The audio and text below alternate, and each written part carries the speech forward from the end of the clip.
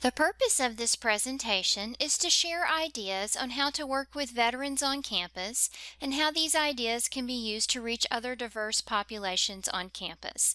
The theme is that cognizance plus conversations plus connections plus can do equals change-ortunities. In other words, the small things can make a difference and the connections made can lead to change-ortunities. Thank you for taking the time to view my presentation about veterans. My name is Dana Johnson. I am a reference and instructional librarian at Georgia Gwinnett College in Lawrenceville.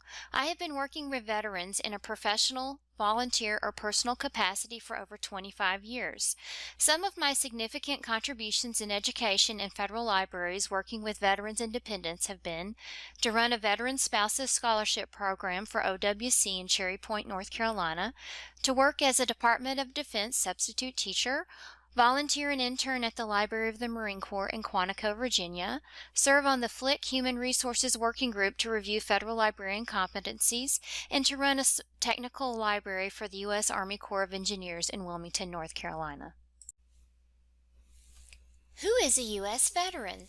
The term veteran means a person who served in the active military, naval, or air service, and who was discharged or released therefrom under conditions other than dishonorable.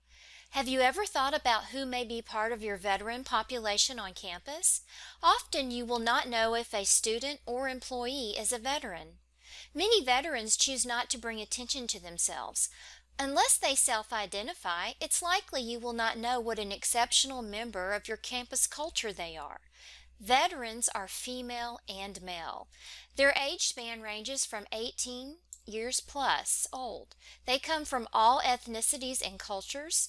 They may be active duty, reserve, former service, medically retired, or future service members such as ROTC.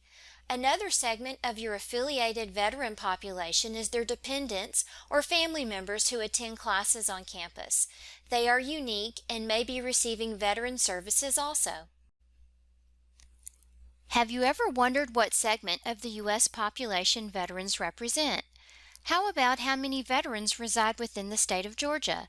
The U.S. population as of June 5, 2020 is 329,750,000 plus. According to the projections made by the National Center for Veterans Analysis and Statistics, our current veteran population in the U.S. is 20 million. According to the Georgia Department of Veterans Services, the population of Georgia is 10,617,000 plus, with 700,000 plus veterans residing in the state of Georgia. Also, according to the National Center for Veterans Analysis and Statistics, 50% of veterans maintain a residence in 10 states. Georgia is named as one of the top 10 states where veterans reside. In 2017, Georgia was listed as number 9. However, veterans are predicted to continue moving to the west and to the south, and Georgia will likely be listed as number 6 in the coming years.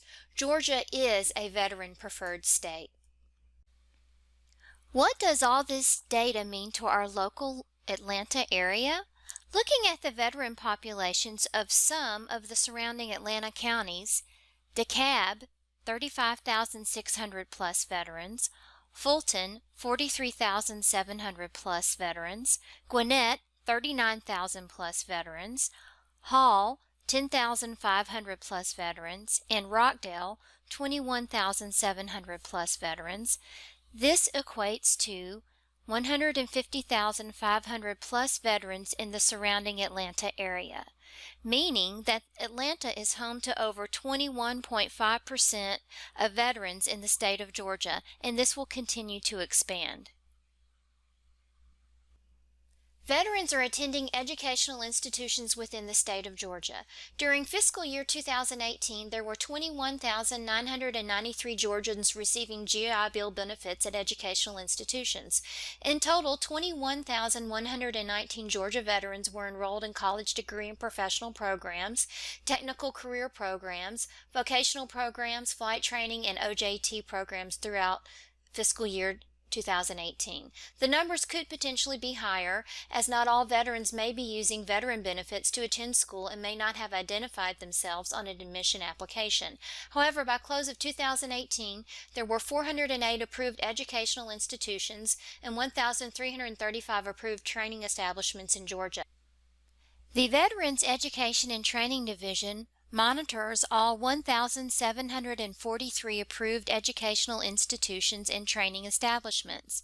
Veterans are a significant presence within Georgia's educational institutions, and we need to create programs to meet their needs. Now that you have some information about who veterans are on your campus, the rest of my presentation is my story about how one idea became many change-ortunities. My coworker and I were talking about the veteran population at our campus in North Carolina. Veterans Day was nearing and I wanted to honor our veterans. We were talking about the Walmart campaign to Greenlight a Vet, and it hit me. I could do my own promotion. I could create a green light bulb bulletin board display in the library. All I needed was a bulletin board, green copy paper, and a little marketing. I regaled the idea to my library director, and she told me to go with it. I created a light bulb template and some flyers to market it. Library employees busily cut out green light bulbs, and it began. Campus student and employee veterans can fill out a green light bulb with their name, rank, unit, logo, whatever they wanted to add, or they could call or email me and I would add one for them. I even included service animals. I also promoted the event at our annual Campus Veterans Day breakfast and told veterans about the library too. Soon I became known as the Veterans Librarian. Many of the veterans came to me for research assistance. I also taught InfoLit at satellite campuses on the surrounding military bases as requested by campus instructors. Additionally, I was asked to teach InfoLit to veterans enrolled in the Intrepid Spirit Concussion Recovery Program via the Return to School pilot program at Camp Lejeune Naval Hospital. This was a program geared at helping veterans find a career after their military service. I taught how to do credible research on careers and how to cite the information. I was accepted and attended the Korean War History Conference for Teachers for the Korean War Digital History Project. This is a project to record digital, oral, and artifact history of our Korean War veterans. I was the only librarian in attendance. You know those listservs? That's where I found out about the program, applied, and was accepted. You can see how the Greenlight a Vet program grew from year 1 to year 2, as did my role with veterans at the library. The following year, I relocated to Tennessee. My new library was interested in my work specifically with veterans. I was approved to coordinate and plan a Greenlight a Vet event. I introduced myself to the Veterans and Military Family Center at MTSU via email, and then held a meeting to discuss ideas for veterans on campus. Became the Veterans Liaison Librarian, held reference office hours at the Veterans and Military Family Center on campus, represented the library at Veterans Orientation, and attended graduating Veterans Stole ceremony.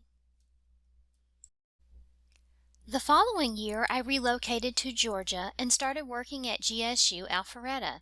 My job started right before Veterans Day, so I created a door display in honor of veterans. When 2019 rolled around, I found myself working at GGC. In addition to holding the Greenlight a Vet event, I became the Veterans Liaison Librarian, held reference office hours at the Veterans Success Center, helped institute and sponsor Salute National Veterans Honor Society as a GGC faculty member, joined and contributed to a GGC think tank for veterans to explore ideas to support veterans, joined a team to brainstorm Green Zone training, which is the concept of awareness training related to veterans and their needs, and participated in the annual Veterans Day breakfast. My goals for 2020 are to continue with the 2019 Greenlight a Vet activities, contribute to the creation of Green Zone training, work to have veterans recognized at graduation, research and propose GGC 1000 for veterans and adult learners, establish a team to brainstorm strategies to implement academic credit for veteran service and military training, Work with the GGC History Department to introduce the Korean War Veterans Digital Memorial for integration into U.S. history courses and possible service learning contributions. Work to designate GGC a Purple Heart campus. Attend the Libraries and Veterans National Forum when it is rescheduled. The forum is geared toward military and veteran communities to share best practices and create an online toolkit for libraries working in these communities. I hope that this presentation represents how the idea of the green light bulb has led to many other ideas to work with and recognize veterans. As I close this presentation on recognizing veterans within a campus community, I'd like to share with you a word cloud that I created as encouragement as you promote your diverse populations on campus. There are definitely no bad ideas.